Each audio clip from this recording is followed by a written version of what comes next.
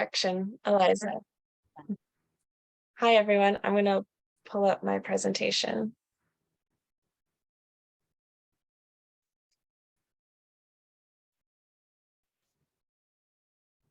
All right. Can you see it okay? Great. So I was working in the Community Resilience Department of the Resource Conservation District of the Santa Monica Mountains for my service year with GrizzlyCorps. The Resource Conservation District's mission is to promote land stewardship and resource conservation. We have a host of services, including restoration services, biological inventory, environmental education, place-based journalism, and of course, community resilience and sustainable land use. Throughout my service year, I was able to help out some with the biology and education departments. And this is a picture of me in Topanga Creek assisting with a survey. And the other picture is a picture of me on a wildfire home evaluation, which you'll hear a bit more about. So the Resource Conservation District of the Santa Monica Mountains historically has been roughly in the Santa Monica Mountains and a little bit beyond, but we've recently expanded our sphere of influence to this entire purple shaded area. So it stretches almost double the area, which is exciting because we're the only resource conservation district in Los Angeles County, and this will make it easier to serve the community. However, it's been a challenge for me because I was doing a lot of outreach in communities on the farther edges of this new sphere of influence, and they'd never heard of the Resource Conservation District. So it was just an interesting challenge.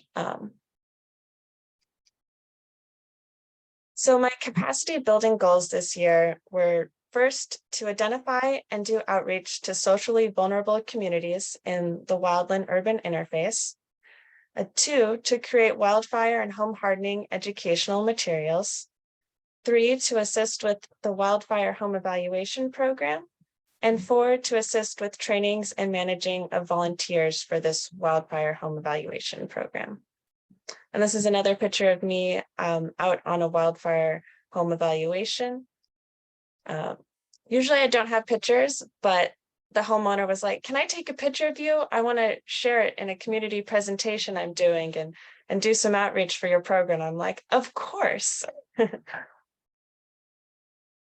So this is a map I created of the wildland urban interface in Los Angeles County. All the red and orange is intermix or interface. And as you can see, it's not just the Santa Monica Mountains, but also around the San Fernando Valley. This kind of ring of orange is where Burbank, Glendale, and that area is where I was doing community outreach. And I would often say in community presentations, I know you're wondering why the Santa Monica Mountains RCD is here, but as you know, wildfire is a problem in more than just the Santa Monica Mountains, and everyone's all too familiar with that. In terms of community resilience, the program is really focused on right now on wildfire resilience and mitigation. So that was what I was doing outreach on. So as I said, I was mapping communities that had social vulnerability as well as being within the wildland urban interface. And to do that, we use the metric of the social vulnerability index, which combines a lot of data, including socioeconomic status, household composition, minority status, and housing type to give an overall vulnerability rating. And so we used ArcGIS to combine the layers of social vulnerability and wildland urban interface. And then this is 2 examples of communities which I did outreach to. I was tasked with identifying and mapping 5 to 8 communities where a large percentage of the community was both in the wildland urban interface and in the upper ranks of the social vulnerability. So with lots of red and orange, as you can see in these maps, I've colored them. And that was also a challenge because I had to identify, how do I define community? because is a community a neighborhood? How big is a neighborhood? Is a community a city? Because in Los Angeles County, we have a lot of smaller cities. And then we also have Los Angeles City, and then there's pockets of unincorporated area. And so how was I going to define a community in order to do outreach to communities?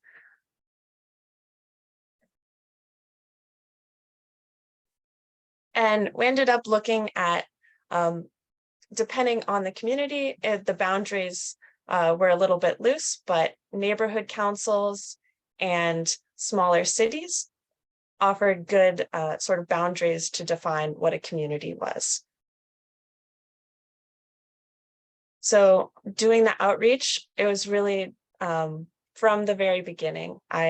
Using those maps, I looked for contacts in those areas, starting with neighborhood councils and local fire departments, sometimes HOAs or other community groups, and then really just cold calling or emailing folks, seeing who responded, trying to build a connection there, and offering to do presentations about the free programs we offer, and just some basic education as well. So this is a sample of a presentation I gave for the Sunland Tahunga Neighborhood Council's Education Committee, and they had a whole webinar on wildfire preparedness that I presented at. But sometimes it would take several presentations for just one community before we'd start getting engagement in our programs. And sometimes that's just a matter of the nature of neighborhood councils. You would say, okay, I'll present to your board. And then they say, okay, we like that. Can you present again at our general meeting? And then slowly you'll get outreach. So that's been a fun process, getting to work with people. One of my other goals, did I skip a slide? Oops, was outreach and education. And so for one project for education, I worked with our communications specialist to create a social media campaign around wildfire, including home hardening tips, some of the free programs we offer, and general wildfire ecology. We created content to post once a week in October and November, sort of in the midst of when we're most worried about wildfire because of the Santa Ana winds. Another education thing I created was I created 2 virtual fire ecology lessons for our virtual programs. They were pretty clever. I'm proud of this. One is the Ember Wolf, which is based on the story of the 3 little pigs, but looking at home hardening techniques that the 3 little pigs could do so that embers don't burn their homes down. Sort of a very introductory level to home hardening for students. And then Fire Weather Stew, which is like stone soup, but with all of the different things that go into fire ecology, including temperature, moisture, humidity, and all of that. So I thought those were pretty clever, and I hope that the students like them too. So one of the main things I worked on is supporting the wildfire home evaluations, which we also call home ignition zone evaluations. This is a map of the home evaluations that were completed in October 2020 to 2021. And as you can see, a lot of them are clustered in the Santa Monica Mountains. And since then, we've done evaluations over in Burbank, Glendale, Sunland, Tahunga. And so really expanding into that area that I was targeting for outreach. Another part of my position was supporting the wildfire preparedness trainings. And these trainings are geared towards allowing community members to become home evaluators. So some people attended and went home and shared the information with their family and hardened their own homes and told their neighbors about it. And other people have become volunteers with us and help us conduct the wildfire home evaluations. And The Topanga one was right about when I was starting, and then Glendale, Tahunga, Sunland, Burbank. These 4 trainings were with community partners that I'd done outreach with, including Glendale Fire Department, CORE, the Community Organized Release Effort, Sunland Tahunga Neighborhood Council, and Burbank Fire Department. This is a very short promo. You can see.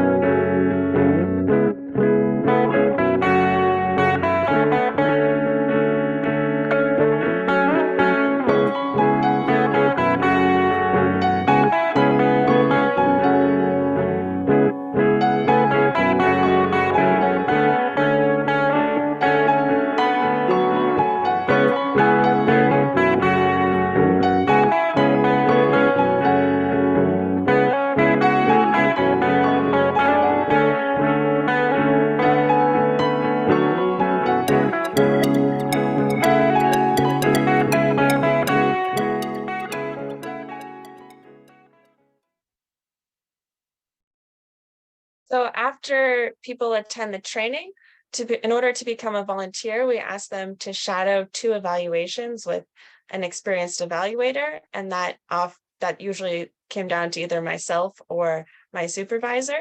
And so these are 2 pictures of 2 of our trainings, and in the lower left corner, it's 2 volunteers shadowing myself on a home evaluation.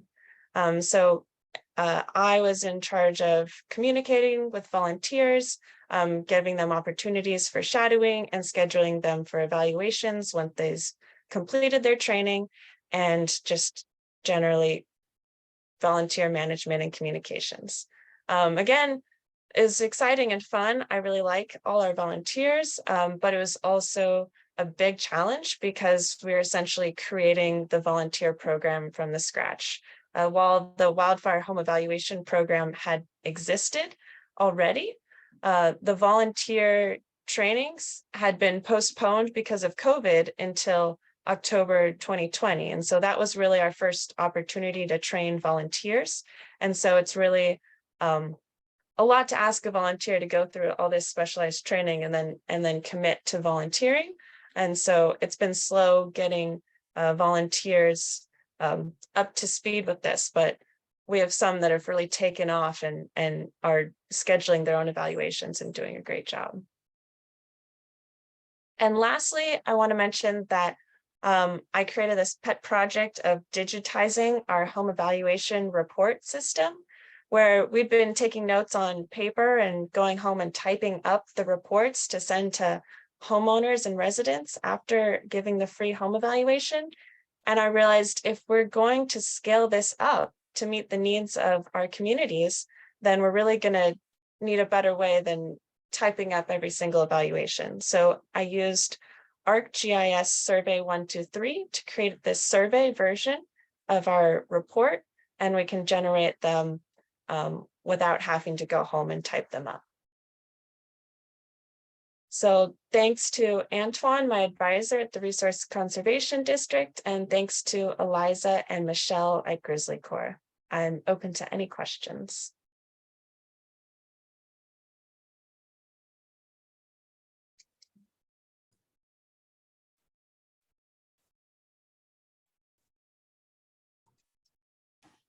Thank you so much, Pauline. Yeah, if you have any questions or celebrations, feel free to put them in the chat or unmute yourself.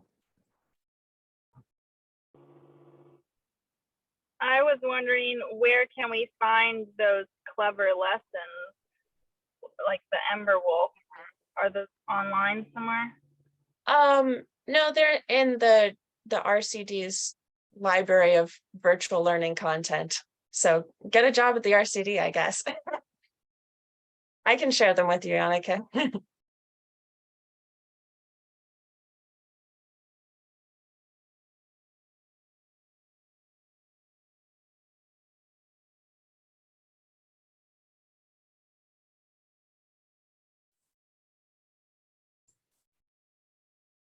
Any other questions?